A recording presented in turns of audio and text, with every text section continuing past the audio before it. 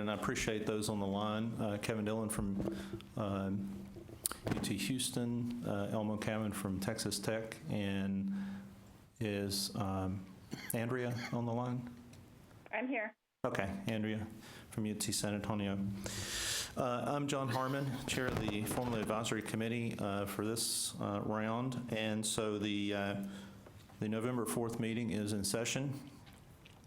And I just want to remind you this is available on webcast and is probably available later today. So the first item, we'll take a roll call.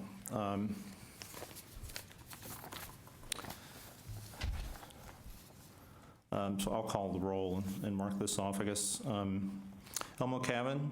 Here. Barry Nelson. Here. Elizabeth Pradas. Here. Kevin Dillon. Here. Weldon Gage. Here. Andrea Marks. Here. Bob Armstrong. Here. John Harmon. Here. Angelica Morin Hall. Here. John McCall. Present. Richard Lang. Here. And Myrna Gonzalez. Here. Thank you. The full committee is present or on the phone. The first item of business is to consider for approval the minutes from the last meeting in October 7th meeting. And those were sent out in advance by Ed a few days ago. So everybody had a chance to take a look? Yeah. Mr. Chairman, I've got a question on page 2 of that document. Okay. Mr. Cavan? It's about the motion that was made by UT Austin. It's italicized, and it's the second line where it says that inclusion in the health-related formulas is the best and only option available. The only option, obviously, is not factual. You had appointed a subcommittee to study this issue, and there was another option that was presented by that subcommittee. Now, I realize it was not adopted by the committee, but to say that this is the only option is not factual information. I think you're technically correct. I think what I inserted here is the statement that John McCall read to the committee last time. Is that correct, John? That's correct.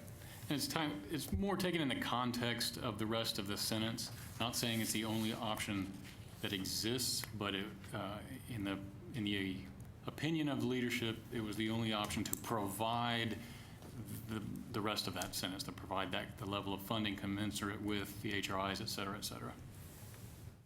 And I think we had asked that be read into the minutes, and so we just stated it verbatim. I believe the report, which we'll discuss here shortly, won't necessarily have that particular level of detail when the recommendation is put in the report. But I think just to be clear with what was read and what was entered into the minutes, even though probably technically there are other options for funding, I think this is just consistent with what the UT Austin leadership had made as in regard to appealing to the committee. Well, I agree there was no written motion.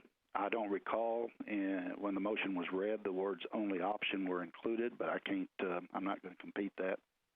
Just another reason why I'm particularly pleased that I voted against that motion. Noted. And we appreciate your input, Elmo.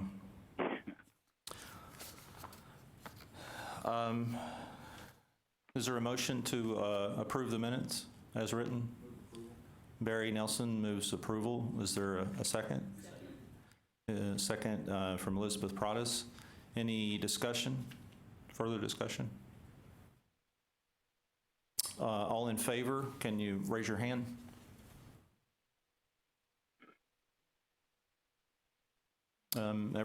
Everybody here is voting for it. How about on the phone?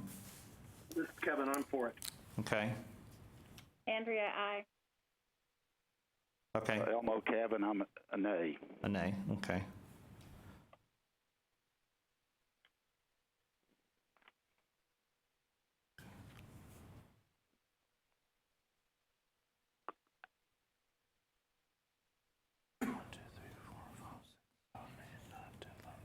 I guess the motion carries 11 to 1 then, that we adopt the minutes as written.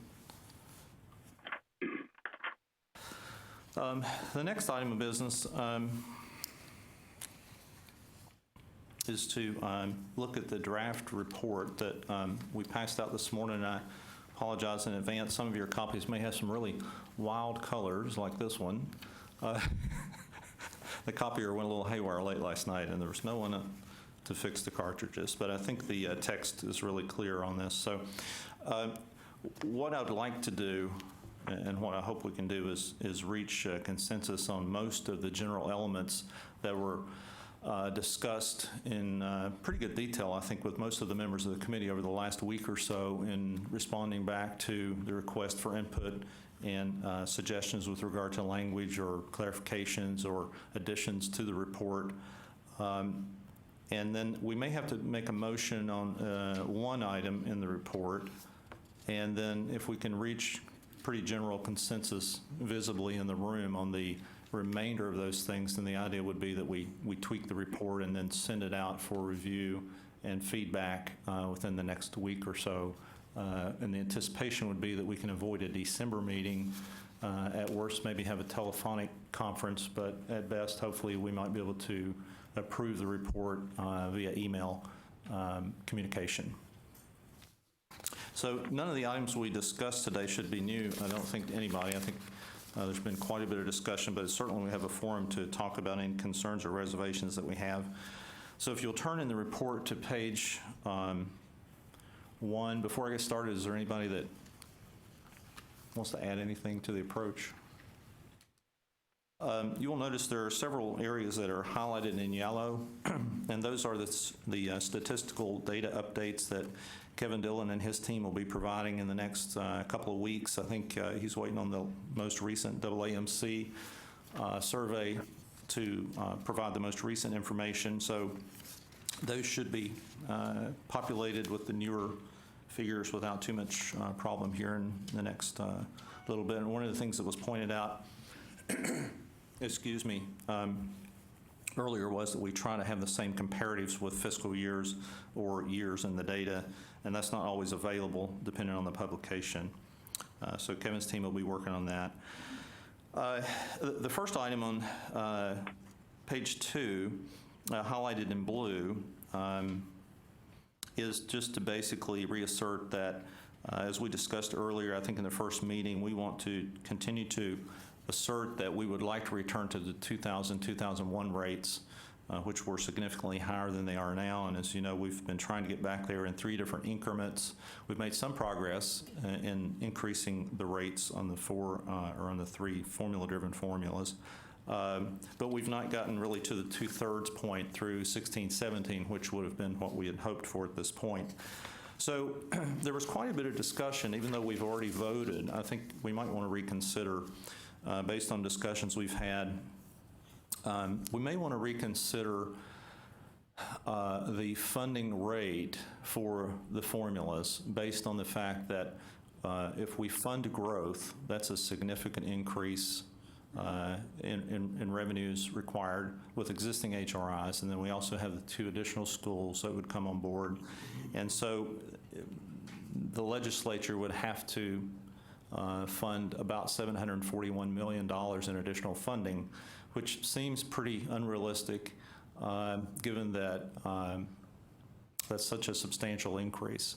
So the thought of many of those on the committee during the discussions over the last couple of weeks is that maybe we temper that expectation and meet somewhere between the current rate, and if I'll just use for simplicity the I&O, at 98.29 for the current biennium, and the target we originally adopted several years ago of getting back to the 11.383 rate for the I&O. Perhaps we could select something in the middle, and so for comparative and presentation purposes, I worked with Ed, and we've developed a table. It's on the second page of the handout with the little tables. And so you'll notice in my comments to the side there on the draft report, I've referenced that as handout 1. It's not labeled in your copy, but it's the top of the second page. HRI rates, revised table 3. So the idea was, what if we were able to close that gap by one-third of the way between 98.29 for the INO basically and 11,383 going back to the 2000-2001 rates. That would put us at 10,347, which for that particular formula, of course, is about a $500 increase, which is more than the increase between 14-15 and 16-17. So it does give us some wiggle room with anticipation that the legislature may not approve the rate we asked for. If they approve less, we still could get a sizable increase. And we would adjust the infrastructure and research rates correspondingly with that same approach.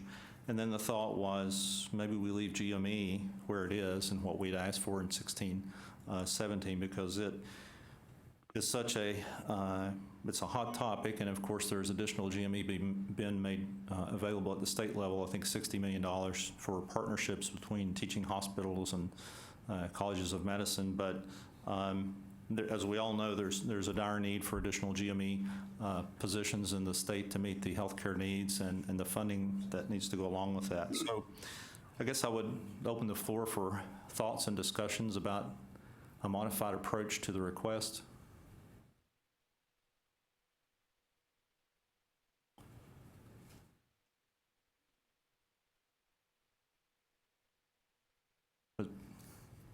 Positive or negative?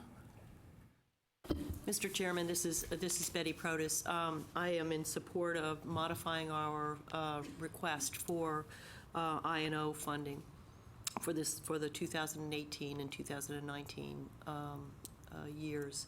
It makes a lot of sense. It's more modest increase than we had originally formulated, but it is in the total context, the amount of funding that the legislature would have to provide makes a lot more sense to me. And so in expressing your support, are you also expressing support for the proposed rate? Yes, I am. Okay. And John, this is Elmo. Kevin, I'd have to go along with you. The $741 million price tag has quite a bit of sticker shock to it. And so I think a more reasonable approach would be what you have proposed here as far as the one-third through all the formula rates. okay. I do think it is a more feasible approach. Barry, you and I had talked briefly, and I think you'd had the same position more or less. And I too would concur. It's exactly what we visited about. Okay. I spoke with Bob briefly. I think he was in support. I think John and I talked about that. That's correct. And again, I echo the comments that were made, that it just sounds like a more stepped approach would be more palatable by those we're recommending to. Angelica. I agree. It's a more sensible recommendation, but what is the total cost then of this new one-step approach? Good question. And that is available.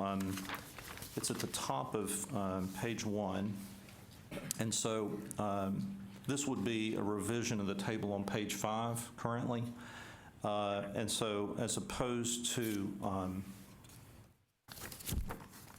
the increase being $741 million as expressed on page 5, the new total would be $238,710,000. And the overall increase in the INO for existing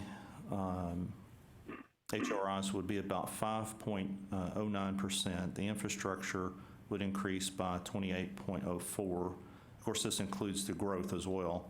And then the research enhancement would be about 28% higher, for a total increase in those three formulas of about 10.25%.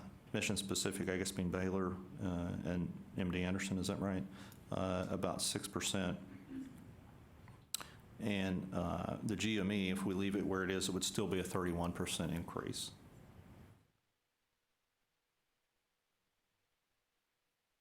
John, this is Kevin Dillon in Houston. I also agree with that modified approach. I think that's wise. I think that's a more, almost phrase, I think that cutting the sticker shock by 2/3 or whatever, I think is wise. I would add, and maybe we would get to this in a later part of the report discussion, but I personally think it's wise to continue.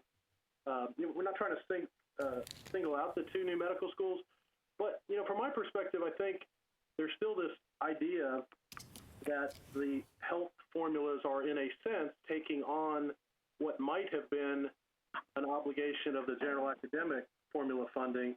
So I think some appropriate ongoing highlighting of that fact and, reference to the incremental cost of the two new medical schools is helpful, because I think this is something of an exceptional event or a departure from historical practices. One I ended up supporting.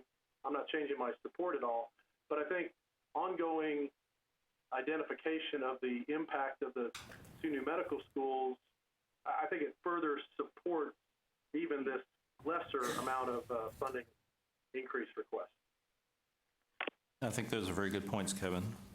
And John, I think that you've got that outlined here on your handout number 5 that you sent out last evening. Right.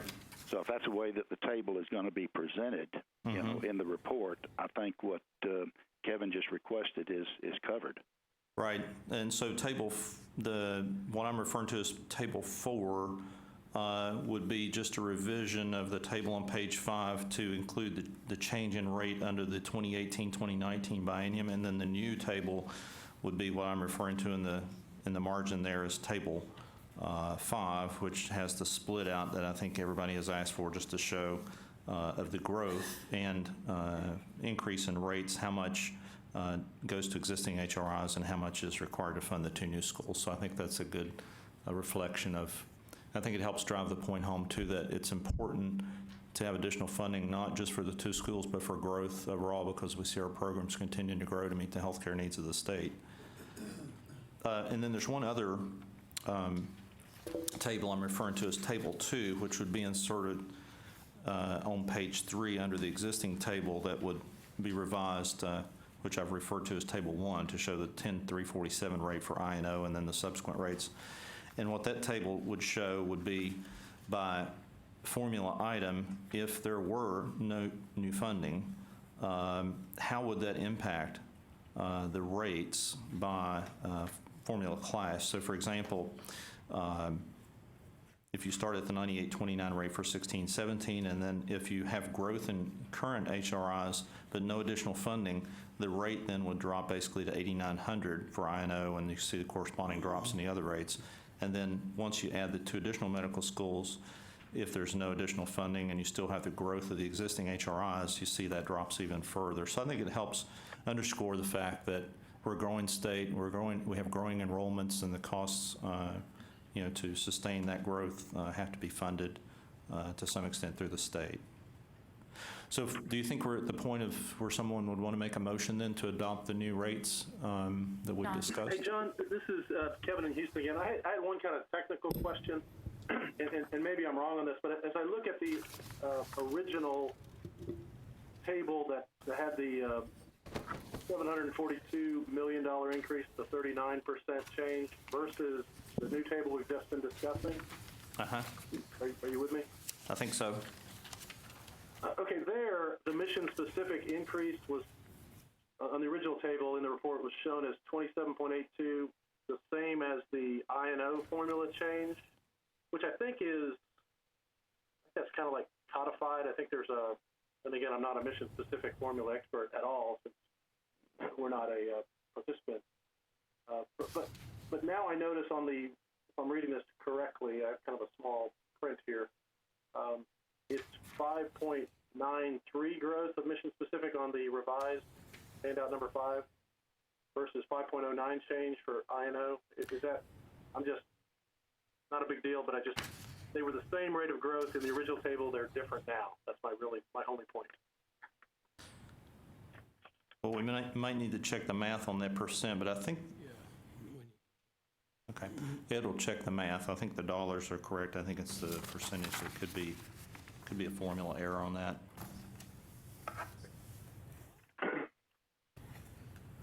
Okay, so we'll make that revision, and as we incorporate that table into the draft, we'll have that corrected within. John, just to end the suspense, it's my staff in the room there texting me. I would never have noticed that on my own, probably.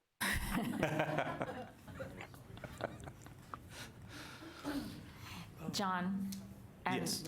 going back to the recommendation to go 1/3 of the way back to 2001, I'm supportive as well. I do just want to ask a question for clarification. On the research enhancement rate, has the base funding for research stayed the same since 2001? So it's just the variable amount that's changed? Okay, thanks. The base, I believe, is 1.2 million plus then the percentage times your eligible research dollars, right? I think it's 1.4. Well, maybe it is 1.4. Yeah. I think the base has stayed the same, but Yes, you think, The base has stayed the same since Okay. day one. Thanks. yeah. John, this is Andrea. I don't know if this is the right time to raise it before we make a motion to add this table, which I'm supportive of the going 1/3 of the way. But were we going to talk about the growth assumptions? I guess I have a question about the basis for the infrastructure formula for the new schools. I understand the last meeting we talked about that being an estimate, but if we look at the data that Ed provided us last year, if we look at using the 16-17 rate, even including growth, Austin Medical School has almost as much as UNT and more than Texas Tech El Paso. So can Ed maybe speak to how those were projected? Can you repeat that? I was having a sidebar conversation. My apologies, Ed. So I guess we talked at the last meeting about the basis for the infrastructure formula and research formula for the two new medical schools being estimates. And as I look more closely, just for comparative purposes, looking at UNT and at Texas Tech El Paso, UT Austin has amounts exceeding or nearing those schools. And so with fewer students, and granted, it's more than student count, it's research expenditures and whatnot that go into the infrastructure formula. But what was the basis for those estimates? Well, those estimates were provided by the institutions. So they provided their based- predicted square Yes, feet? And yes, that's correct. okay, thank you. And that speaks to the importance of consistency across the reporting,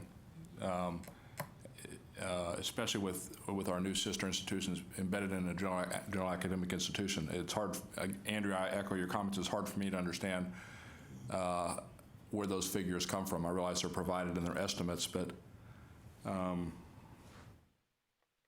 they just don't appear commensurate with what the current experience is. And I'll put it, John.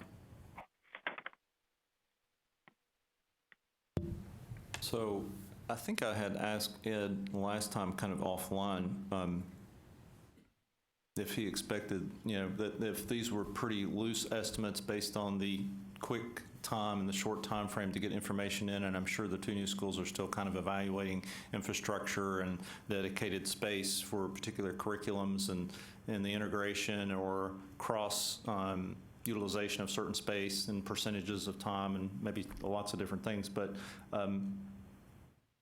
I think Ed felt like that there probably would be some revision of this once the official measure, is submitted later before the funding ever actually kicks in. Do you want to comment on that?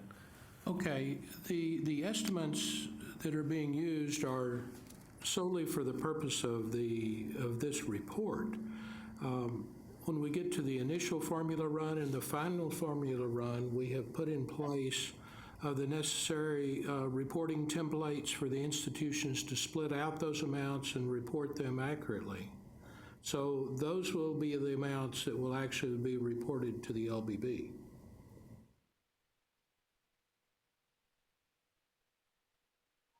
So they will become the reports of record at the state level, so they will be recognized as the official infrastructure reporting. Barry? Ed, so what I'm hearing is their information with regard to the forms will be reported separately and apart from the general academic. Oh, that's correct. We have set up separate sources and uses templates to have all that data broken out. It's quite a Herculean task on their part, so. Good, thank you.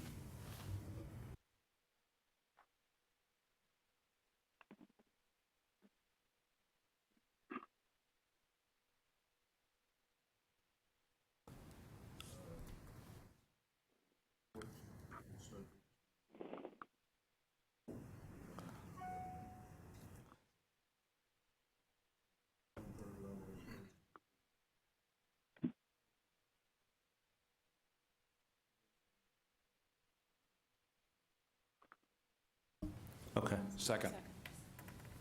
Any further discussion? Can you restate your motion, though, with the mic? I'm not sure I heard the whole, it might have faded out. I was moving adoption of the report, subject to the completion of the data or metrics that need to come in. And I would recommend the use of the 1/3 of the achieving the complete rate down to 1/3 modified. That's it. Okay. Did everybody hear that? No, when you say adoption of the report, you talking about our entire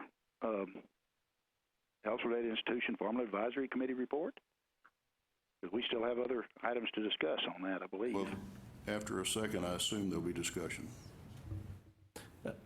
Point taken. So there are a couple of other points which I think will be relatively straightforward. So we'll keep that motion on the table. The discussion will continue, and then we can put it up for a vote. Is that okay? Okay. John, this is Kevin, Health Science Center, Houston. Yes. I mean, I guess I'm overstating the obvious here, but the importance of the numbers we put in here, almost cannot be overstated, because probably more sessions than not, what has happened, I think, and what I've experienced in the 6 or 7 times I've been on this committee, is okay. We come into a session, and probably there has been, this has slowed some in recent sessions, probably mostly because of the at capacity of a number of the UT medical schools in particular, but oftentimes what's happened over the last decade is enrollment comes in, and I guess I forget exactly how the mechanics of this work, but we get the final enrollment figures in the midst of the session, as I recall. So, you have this kind of unhappy phenomenon that plays out repeatedly, which is, the legislature in good faith puts more money into, the formula pools, only to have a lot of that seemingly diluted from this per unit, per student, per predicted square foot, per dollar research, per resident, whatever perspective. And so you end up having this, this disappointment we all collectively have, where the per unit rate almost always kind of trends down from how we start the session to where we end the session. A couple of exceptions to that. So I guess my plea is for, I don't know how we do it, but I can't overstate the need for reasonable and accurate inputs into this report. Otherwise, we ask for something that's going to be, at some distance to what we ultimately want because of this shifting, I guess, mostly of the drivers of the formulas, right? Mostly enrollment and research. And so I don't know what is to be done about that, but I too kind of scratch my head over how these inputs at this stage could have, existing medical schools like UNT and Tech El Paso seeming to get less infrastructure funding than, I guess, at least one of the 2 new medical schools. So I don't know. I'd be interested in others' thoughts on that topic.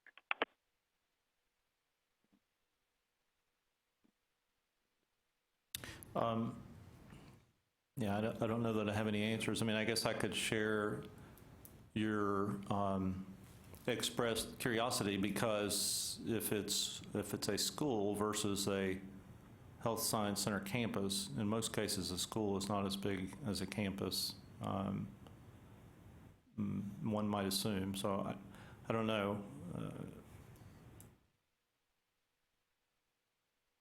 Are there any other thoughts on that, or? And I agree. It's a mystery to me. because the infrastructure is already there in the general academic institution, and both new health science centers are requesting more than my campus, which is 300 miles from anywhere else, has its own infrastructure, and is an existing medical school. So again, it's not to disadvantage. I want to make sure that, it's funny, it's mysterious to me. I'm not quite sure how that happens. I think it goes to how much diligence and time we want to go back and put into these estimates, which we're happy to do. Given the time frame that we were requested to supply the information, we did that with the best information we had available at our fingertips. At the time, it was not a bottoms-up build-up through the models. It was, quickly how much, square feet projected is to come out of the ground. And those are accurate. However, I know in the model, there's predicted calculations versus actual and stuff like that. So there will be some variances. That I don't think that's to say that will actually accrue to those institutions, because when it comes time to actually allocate, we will be using the actual models and the actual figures. Does that make sense? And if folks want to go back and relook at all these estimates, I guess we can certainly do that. There was no attempt to hedge, fudge, or otherwise these estimates. Ed, can I ask, will there be time to incorporate what was reported from the annual financial report and sources and uses in the final recommendation? Just in terms of timing? That is one of the inputs that goes into the final formula run. But Andrea, that won't help much for the two new medical schools, right? They're historical 15 data. Will it? That was Myrna. Forgive me, Myrna. Sorry. Well, so this is Andrea. So would it be helpful then to have some sort of language in the report? Because I even talking about the sources and uses templates that have been created for Dell and for UTRGV to parse out their predicted square feet and whatnot, I still am curious how, and again, it's not my problem, it's both campuses' problem to figure out, but typically the sources and uses ties to the AFR or can be tied to the AFR. And given that each of those campuses will have a general academic AFR, maybe what we need in the report is to request that the coordinating board really study that methodology for how the schools are going to parse out that data. I don't know, it just feels like we're in uncharted territory, and so those schools are at that disadvantage where they don't produce their own AFR, and so how they're going to get to those inputs in the model, I think requires some consistency and some scrutiny, quite frankly, from the coordinating board. And Andrea, this is John McCall. And these two institutions, RGV and UT Austin, are appreciative of your concern and have already begun meeting with our budget and accounting offices to determine, layout, process, procedure that would withstand audit on how to do that. So we're just embarking on that. We don't have anything to put forth, but certainly have taken that seriously and are embarking on crafting those procedures on how we can do that in a replicable fashion and that would withstand audit. And Andrea, actually, one of the things that Susan Brown recommended is that we meet with Mark, who I believe is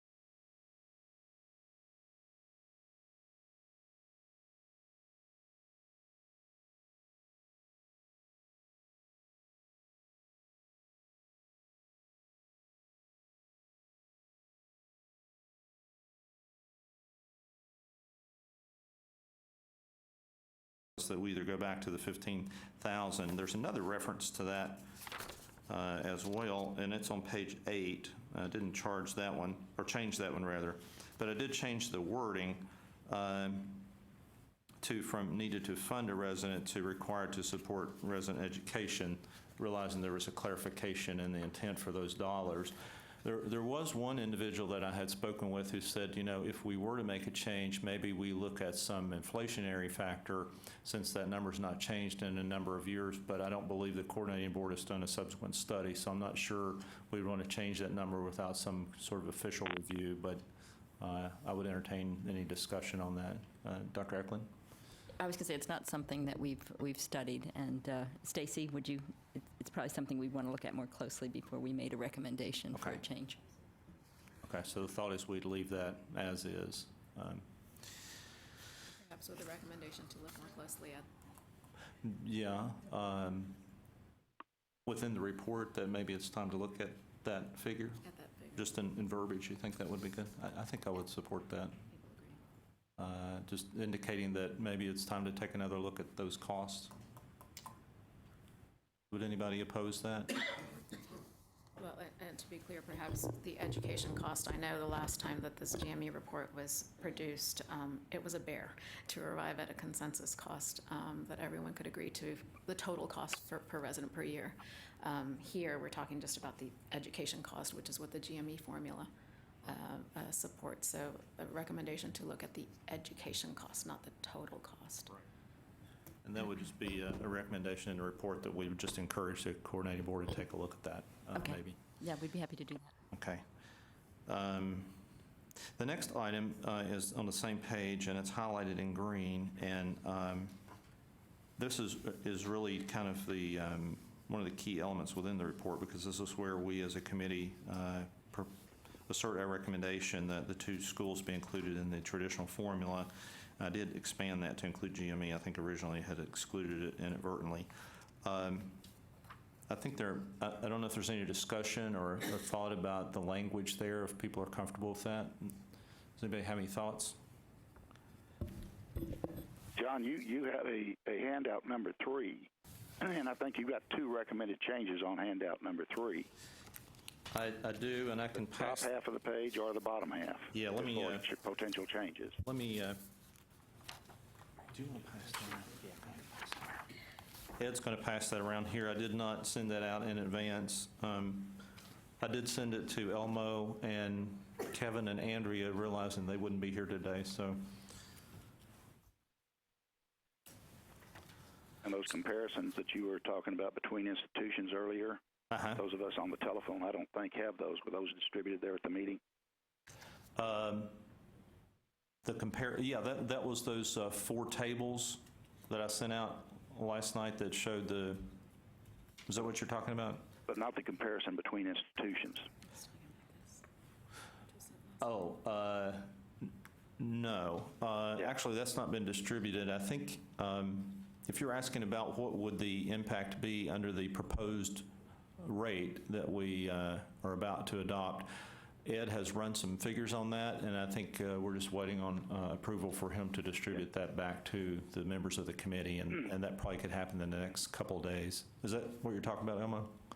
Well, I was actually talking about the fact earlier you were mentioning things about the 2 new general academic institution medical schools and receiving certain additions that were greater than, say, North Texas and El Paso. Oh, that was in a previously distributed document. I think it was October 16th was the email okay, date. you're going off the, okay. Yeah, that's the one that Haven't showed. been changed to the new rates. Okay. got it. Right, yeah, they were just referring back to the one that showed everything at the old rate, but with the new schools and the growth, and then the original adopted rate, and that was in comparison. So those are the old ones from October 16th. Well, I would propose that we adopt a change in that table or the paragraph that you have highlighted here on page 4, and adopt the verbiage that's in the top half of that page that's titled handout number 3. Okay. Would you like for me to read that? If everybody's got it in front of them, I don't think you need to read it to them. Okay. There might be one technical point that needs to be clarified. In talking with John yesterday, I guess the legislature didn't technically establish the school in Austin. It was UT derived. So do you want to talk about that, John? That's correct. The authorization came from the University of Texas system and not necessarily the legislature. So we just wanted that clarification in the wording. So we might replace that first sentence in the one above with the clarifying sentence, the first sentence in the one at the bottom, to make it more accurate from a standpoint of record. I guess my other commentary on the proposed language would be, given that this is our final recommendation, the appropriateness of discussion of the machinations that got us to this point. And I understand the motivations behind it, but given that this is the final recommendation report, it kind of sets the precedence that why wouldn't we discuss many other things? This is kind of a selective item from over the course of the meetings. It might set the precedence for including meeting minutes or anything so that other voices or opinions or votes are incorporated in the final recommendation. So I would just, that's why I struck that component out, and obviously I know it'll be seen as partisan because I come from an institution that's affected here, but I'm looking at it, trying to be looking at it as objective as what should be included in a final recommendation report, and not, everything that took place to get us here. But I will say this was an item that we probably, if you take a look at it, clock hours, we probably spent more than 50% of our time discussing this issue. And so I think mentioning the issue in the report is appropriate. And I'd like to go ahead and make a motion then that we would adopt the two paragraphs on the top half of the handout titled Handout Number 3. And do you want to modify that with the clarifying language about the establishment of the Dell that's School? fine. Yeah, I accept that. I accept that modification.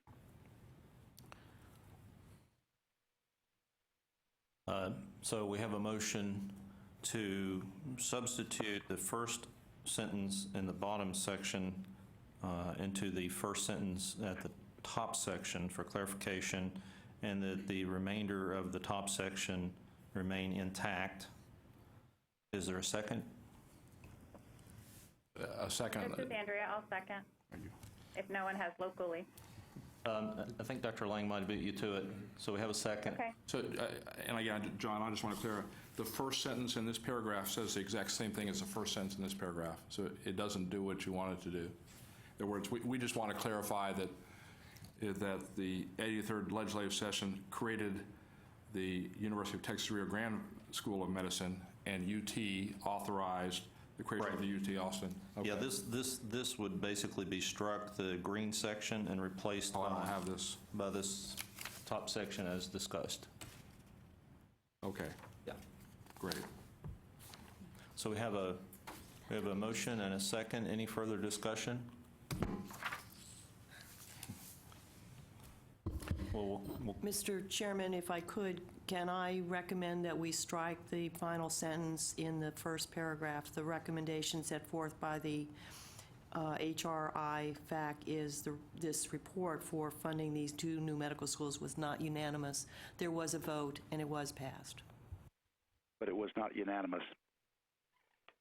I'm not sure it matters, Elmo. There was a vote, and it was passed. Well, I know it doesn't matter as far as, what the recommendation, the final recommendation is, but this is a statement of fact that it was not unanimous. well, I think... So I won't accept that amendment to my motion. Okay, so we have the motion on the table, seconded.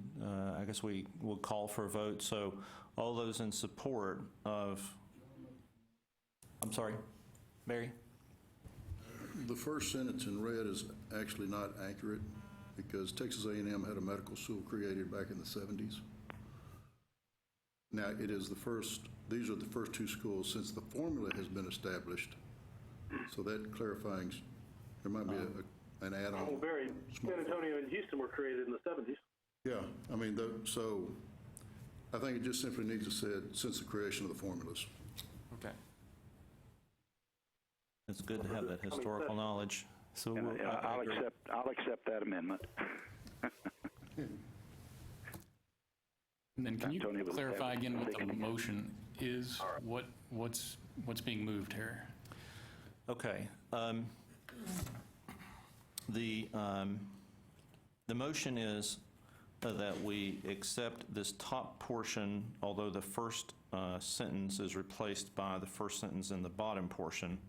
Like the first and two that- sentences of the bottom portion, I guess, because that's where it clarifies. Oh, it is two sentences, I'm sorry, you're right. And that it be modified in the section that says these are the first two and only Texas medical schools established within the general academic institutions, to modify that to say since the formulas were established. So just for clarification, what does that mean for A&M at this point? Because is it a health science center within a general academic institution? They still function. I think Barry could explain that. Actually, we're still a state agency separate and apart from A&M under an umbrella of administration. Okay.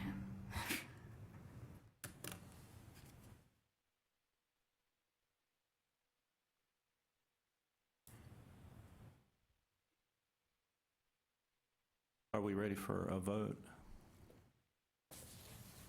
Okay, all those in favor of the motion made by Elmo, can you raise your hands?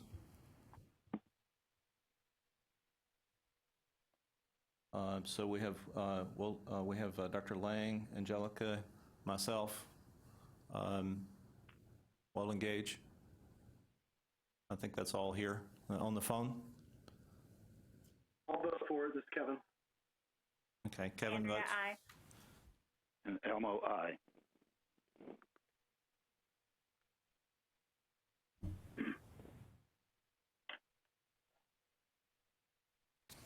I need to go back to my, sorry, let me make a tally real quick. It was the closest vote in Homestead Advisory District.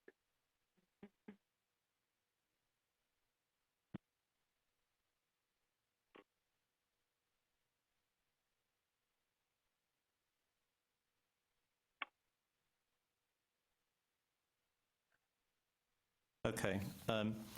My tally, I'm going to read this off. Let me know if I caught anything wrong. But voting for this, I have 7 individuals. Elmo, Kevin, Weldon, Andrea, me, Angelica, and Dr. Lang. And then that would be 1, 2, 3, 4, 5 not voting for it. I guess we have to say, and all those opposed, sorry. And so those opposed are Barry, Elizabeth Prodis, and John McCall, and Myrna Gonzalez. So the motion carries. So So, John, do we this is add the Kevin. language that the vote was not unanimous? I knew that was coming. Good job.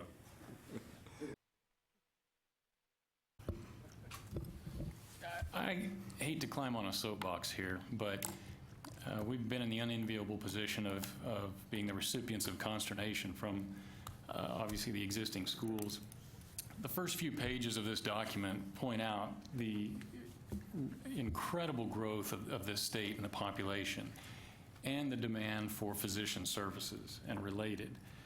And I don't know where those are going to come from if not from new schools. And I think just the mere existence of that demand is going to birth more schools. We are certainly not going to be the last. So we can be victims of change or we can lead change. And I think fighting for the status quo is not going to be where the future of Texas is going to be.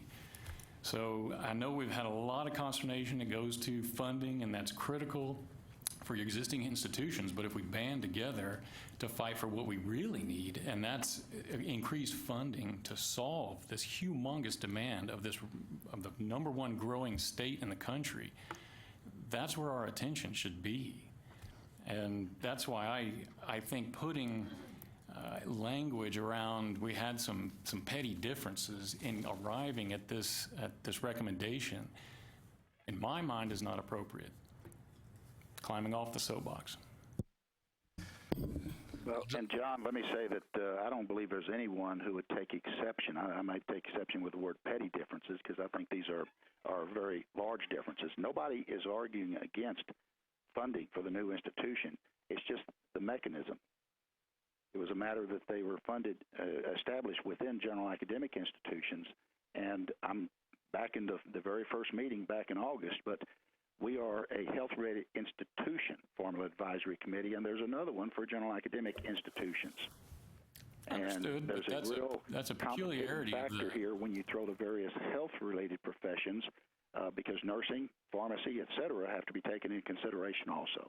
Absolutely, And but I think we possibly will the way that be we're going structured. into programmatic-based formula funding in the future. And so we're not trying to cost anybody any money by any means. What we're just trying to say is there's another mechanism under which to fund these two new medical schools.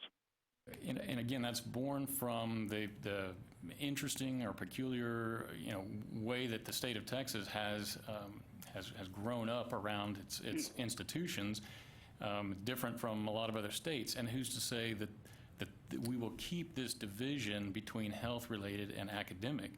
I mean, many other states, it exists on the same campus. So I don't think that we're precluded from investigating options around how to fund healthcare in any of its forms. And whether it exists or they grow up, I mean, I think there's talk that University of Houston wants to create a medical school. Well, if that's the case, will it be on an academic campus, and we'll be right back here with a new person at the table? So, I'm just concerned about how we think about the future. What is that conversation? And with the people who are actually making those votes, in the State House downtown. And so, arguing about the way things look today and where those dollars get split may not be the most advantageous. It should be around how is this going to be funded in the future? How can we accommodate the growth and education of future physicians and health-related? Because like you said, and y'all were kind of afraid of the slippery slope of other health-related programs. Well, it's a slippery slope because those exist. And so we've got to figure out what is the best mechanism that we have been entrusted with making a recommendation on. And to me, that's the way forward. And I know we've got a clock on this particular session, but I think it's incumbent upon us to take a more strategic approach and not argue around maybe what exists today or has existed in the past. And I totally agree with you. And that's why at the very first meeting, I suggested that in the future, maybe we just need to blow up the formulas and start over again. But that's not what we have to deal with today. The coordinating board made a charge to general academic institutions and to health-related institutions. So we're still under that type of funding mechanism, at least for the current biennium, because of our charge from the coordinating board. I agree with you. I do think this, what we're approving here, is not going to be a funding philosophy for many more sessions. And so I would agree, really, I would agree with your first sentence there that talked about the deliberation around this, given the current model. But instead of that last sentence, I'd almost include a sentence to kind of a recommendation or charge to the legislature that says we will need to reconsider new methods of funding in the future to accommodate all this growth. So I think it's fine to say we really deliberated over how to do this, but instead of ending it with that we had a conflict, we end with more of a strategic positive that says this is going to require some additional conversation how to effectively fund health and the growth of health education in the future.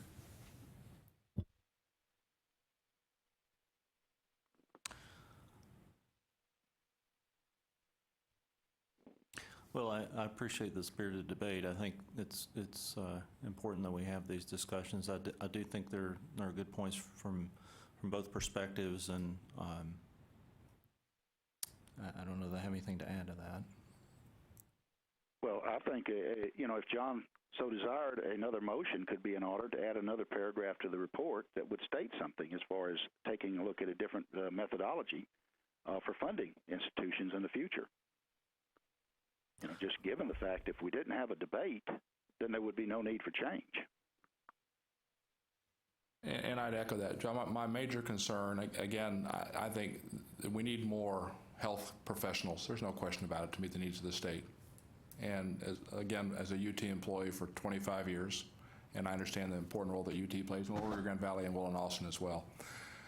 And my major concern is the thing that we're striving for, that is adequate, equitable, and reliable funding for the medical institutions, particularly the medical schools, with opening this up to all health professionals, and any GAI being able to be involved with HRIs will in fact be counterproductive to what we're trying to do, and that is to make sure that what your funding is in fact stable, and in fact equitable, and in fact predictable.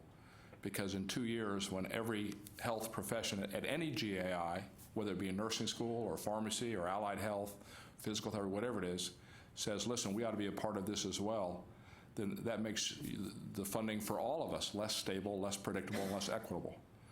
And that's, again, perhaps a reason to look at it, but it's not a slippery slope. It's the slope. It's real. And by opening this up, what we're trying to achieve in 2 and 4 and 6 years will not be achieved. It'll be just the opposite, unfortunately.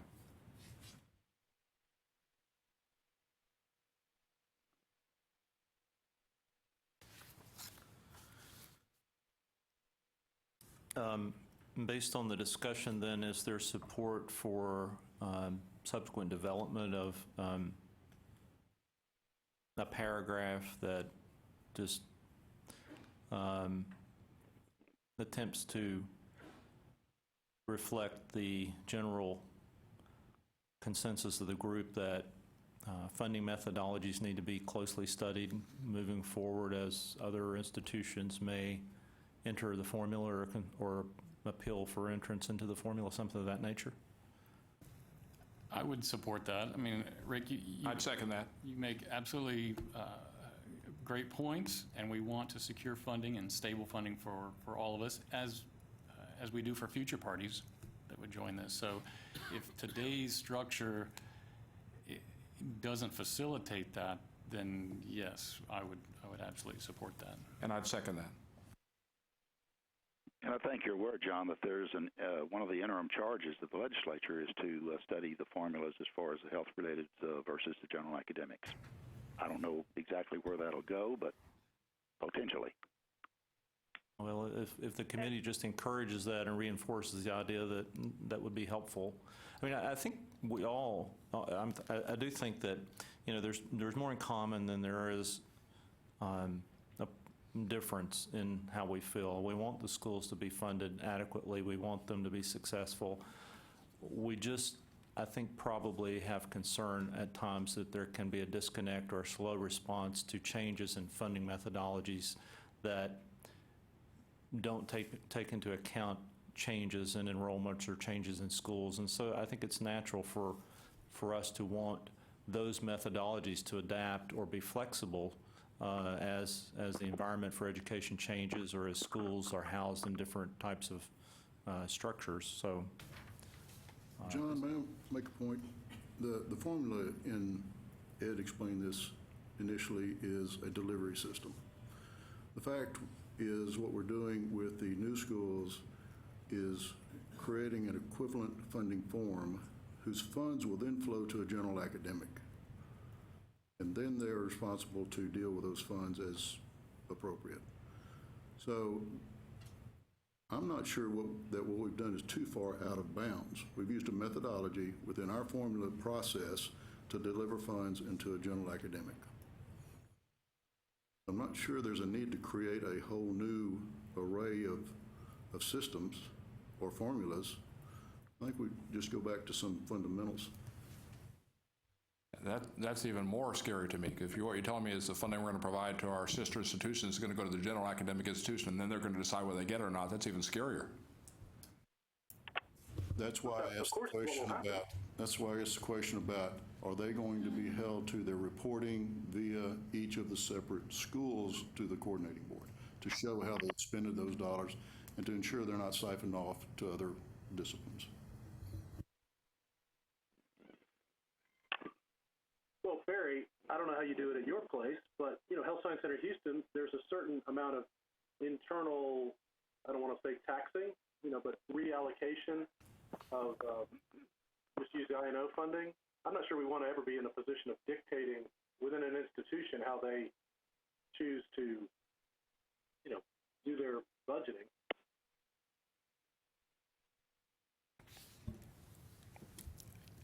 I don't know how it will end up, but the way that the Dell Medical School has been created from the outset has been a self-funded enterprise, separate from the academic campus. So I would be dismayed if these funds were handled any differently and not sent directly to the medical school for its function and operation.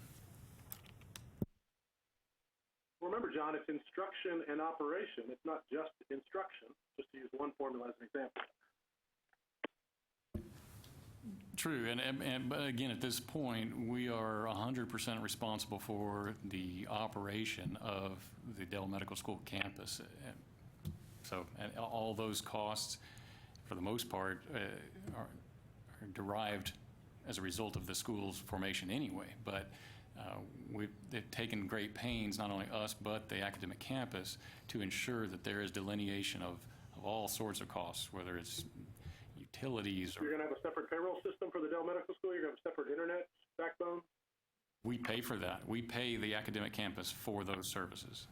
Right, and I would say another way of paying for it would be some element of I&O funding levied centrally. I mean, there's a million ways to do it, but you end up in a similar financial position. You can, the way we're structured, you're indicating like a tax it on its way in, but the way that we're building is all funds come to the school regardless of their source, and then the school pays its way. So if it needs support of any kind from the academic campus, then there's an interdepartmental agreement, and we pay for that.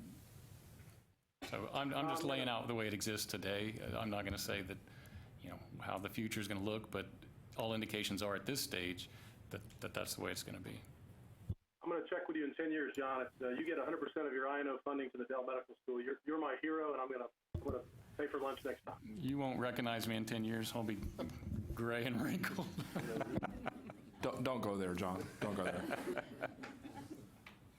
John, Yes. So as I understand it, there was a motion to add a paragraph that was seconded by Dr. Lang. Is that right? Correct. To add a paragraph about the funding. So can we ask that maybe John and Dr. Lang work together to propose that language, and we can approve that subsequent, either over email or in our next telephonic meeting, perhaps? That's John McCall Is that an and Dr. Lang, unreasonable right? request?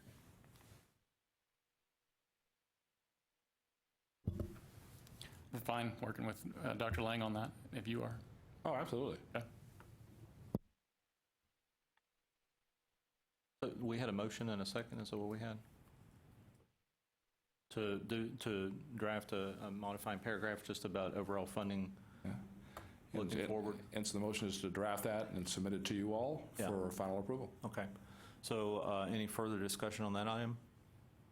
I do just want to add that the coordinating board is also aware of these issues, and it's something that we, encourage delving into more deeply, and we'll certainly be glad to be involved in that process. Absolutely. Thank you, Dr. Eklund. We'll certainly encourage your support and insight on that. So, well, we want to take a vote then to have a paragraph developed jointly between John McCall and Dr. Lang in relation to emphasizing that funding strategies moving forward need to be I don't know if I want to restate that or not. Who made the original motion? Was it Elmo or was it John? John, would you restate? Yeah, I made a motion just to add a paragraph that indicates that all methods of funding and future methods of funding need to be explored, investigated to properly allocate funds to existing and future health institutions. That sounds good. And certainly in relation to evolving models of campus. Okay. So all in support of that motion, can you show of hands? It's unanimous here. So on the phone, Kevin? That's fine. In favor, yes. Andrea? Agree. Elmo? I agree. Motion's unanimous, passes. I think it may be time to go back to Barry's motion. The only remaining items in the report are clarifying data points that Kevin will update as we go through. Oh, and I think Ed might have something. Okay. Kevin, in response to your question about these different percentages on the revised table, page 5, the original is, at the top is the total. The two sections at the bottom split it out, and obviously the 5.93 and the 5.93 at the top agree. However, when you get to the bottom and you split out certain I&O dollars for the other institutions, that's going to derive a different percentage for the I&O part for the existing HRIs. Since Mission Specific wasn't involved with any of the two institutions that were split out, that still remains the same. So you get a slight differential in the percentage calculation there. Okay, I think I follow what you're saying, Ed. Thank you. Okay. So, I'm sorry, just so that I understand, because is the existing institutions, we reduce the ask to a third, and for the mission specific, did we do the same, or They would have the same okay? Thank you. rate. Thank you. Right. It'll be across the board.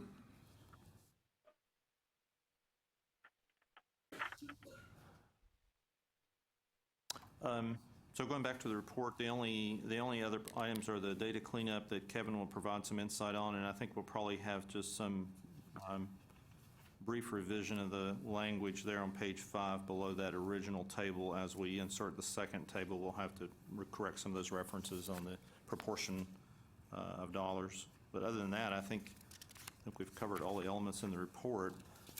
Do we? Is there any other areas of concern that anyone wishes to discuss? Dr. Lang? By the way, thanks for the revisions that you provided, and especially on the second page that showed the new table growth and growth with new schools but no new funding. And what I would request is, because it's my intention, I think all of our intention is to request additional funding for the new medical schools, is it would be helpful for us to see how this affects each institution. We can break that out. I mean, this is in aggregate, but it would be nice to know if there's no new funding for the new medical schools, how that would affect each of the institutions so that we can advocate on behalf of our sister institutions. And I think we'd all like to see that. I spoke briefly with Ed yesterday. I think he would be able to produce that for us here in the next couple of days. Terrific.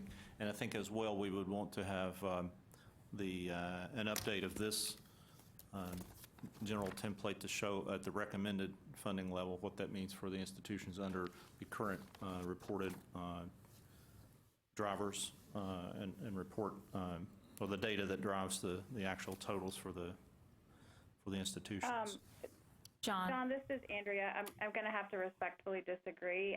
My concern is that it sets expectations. As it stands now, those growth estimates are just that, estimates, just like the two new medical schools are estimates. I do think for the purposes of the report, it's important to split out the new schools because it's a change in our request. Fundamentally, we're adding players, but to show each individual institution, No. I think my concern is the expectation that it may set for my boss, other bosses around, what the Health Science Center San Antonio should expect to get in the new form. It's too soon to tell, not knowing what the enrollments will be and whatnot, just my opinion. I agree. I don't think we disagree. I may have misunderstood Dr. Lang's comment, but I don't think so. I think we were just saying that those could be made available just for us as committee members, not to be part of the report. Did I misunderstand? Or are you saying you think it's too preliminary to produce them at all?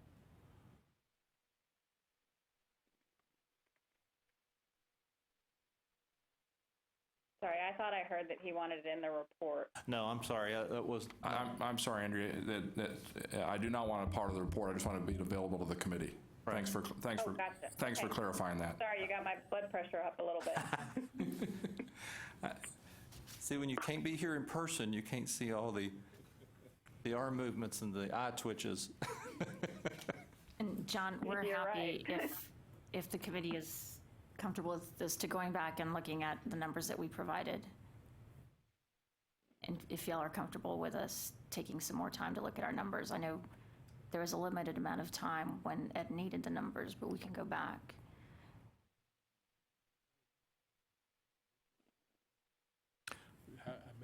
Do you know what Week, time 2 frame weeks? you might be thinking of?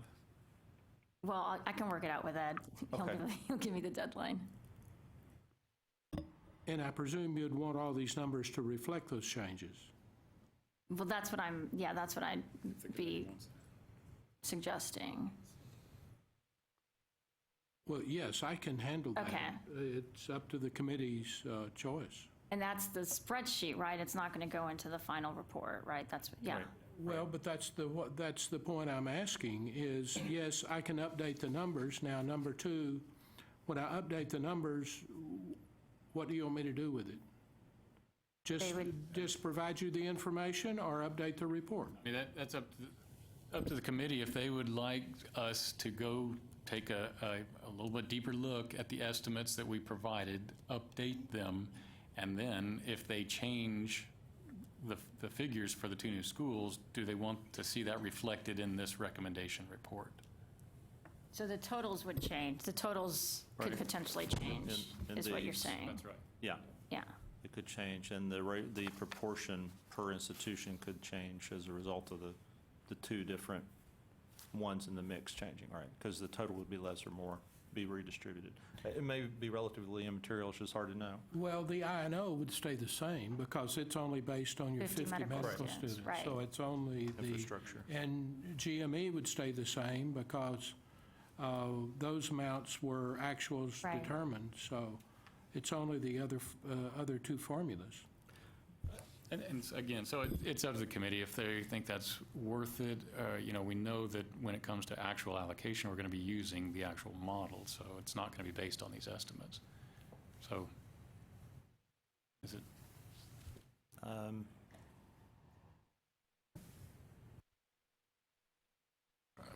agree with Kevin. And to give the most accurate information available, I think will be helpful and to the best of your knowledge. I mean, it is an estimate, and you guys had a limited amount of time. By the way, there's nothing I meant to suggest it was nefarious or evil or somebody's trying to get more. I know you guys had a limited amount of time and a limited amount of information as well, and not much help either. And so I think the numbers that we're going to provide, although they're somewhat soft, the closer they are, the more credibility it has. We're happy to go back and take a look. And we would need that before the next meeting, correct? So Right. it would have to be in fairly short order for us to get the new numbers. Is that correct, Ed? That's correct, and I guess it's up to the committee if they want to incorporate that or have another meeting to go over all of that. I would suggest that we could leave it up to the institutions if they're able to get that information together in the next couple of weeks. We could get the information out to the committee, and, obviously there'll be some kind of next meeting, even if it's telephonic. There'll be a chance at that point to decide, first of all, if the data has come in, do we want to incorporate it or not? And if you haven't been able to get information to us, then, we won't have that option. Does that make sense? Or is From my it just too standpoint, I tight? think it's doable, and like you said, there's only, the main component that we're going to take a deeper dive on is the infrastructure and calculating predicted square feet versus kind of the quick method we used the previous time. I guess, and I would be interested in hearing from the other members of the committee. I can see both sides of this. In some ways, I'm wondering how material it might be. I do like the idea, as an accountant, I do like the idea of more precise numbers. I guess I don't know if it'll make any difference at the end of the day if they're not circulated. These schedules won't be circulated among any of the folks involved in the funding decisions. And so while it might make the total in the report tables more or less, depending on the refinement of the numbers, at the end of the day, it probably doesn't make a lot of difference in the overall funding that is awarded or provided to the institutions. So I don't know. Dr. Eklund, do you think we need a motion or? That's up to you. Do others feel similarly, or do you think I'm off base on those assumptions? So, John, I mean, at the end of the day, we're going to present them with a total figure. And I think the closer we are, regardless of whether it's higher or lower, the better off we are. We talked about stickers. If it's lower, it's always helpful. If it's higher, it's nice to know now. We talked about sticker shock, and obviously the lower the price, the more likely we are to actually get approval of it. So that's my thought behind it. And not, obviously the instruction number won't change. It'll be 50 medical students. Research, I don't anticipate changing either. We're a small institution. I mean, you can see the shift in the numbers that Ed provided. We benefit very little from the rate percentage. We benefit more from the base rate because the research is so small. And to the extent that that flows into infrastructure, there might be a change there. Well, I guess, I certainly will entertain a motion. I don't know if Dr. Lang, if you'd like to make one. I do think the expediency of this we probably need to have this in the next couple of weeks so that Ed and the team will have a chance to run these numbers and then get revised or get the information out in the revised draft report, because at that time we'll have the other elements probably finalized, but some of the tables will be in limbo until we get those revised numbers. And I would think we'd want to try to get the draft report out probably before, it's probably too late, or maybe not before the Thanksgiving break. We have to do that. If we can get it, everything. Yeah. So would you like? I would move that with the sensitivity is if they're unable to do that, we understand, but as John says, he doesn't think it'll be an issue. So if we can do that, that's great, and if not, we're not going to handcuff anybody. We're happy to do it. All right, thanks, Bernie. So is that a motion? It is a motion. Okay, is there a second? I'll second. I guess I can. Any discussion? All those in favor? It looks like it's unanimous. On the phone, Andrea? Agree. Kevin? Agree. Elmo? Agree. Unanimous. Okay, good. So the motion carries. Now, I think we can come back to Barry's motion. Do you want to restate it? So I think Barry's motion. I believe my motion was to accept the report with the inclusion of Kevin's data and metrics, with the modifications moved and seconded and voted on in this committee subsequent to the original motion, and that's my motion currently. That would include the updated tables. Updated tables to include the addition of paragraph at the end to include the more accurate numbers. And then we would distribute the report for really kind of an affirmation of the fact that folks got what we all agreed to, and we would make sure that we finalize all that then here in a few weeks. Is there a second for the, or do yeah, second? We already had a second, didn't we? Yeah, we already had a second. Oh, okay. So any more discussion? I just questioned why we're trying to approve the report before we have all this supplemental data, these changes and so forth that we've already recommended. If everybody feels comfortable with that, okay, but it just seems to be a little premature. Well, I think it's because we've kind of already approved the key elements of the report that are significant, and the primary elements remaining are just data updates from Kevin and modified language, which we've all, would just be descriptive in relation to the revised tables. But there'll be another opportunity for input. Well, the report will be approved. And that's fine with me as long as we have all these elements that we've discussed included. So, call the question. Any more discussion? So do we want to go ahead and vote then? All in favor of supporting Barry's motion?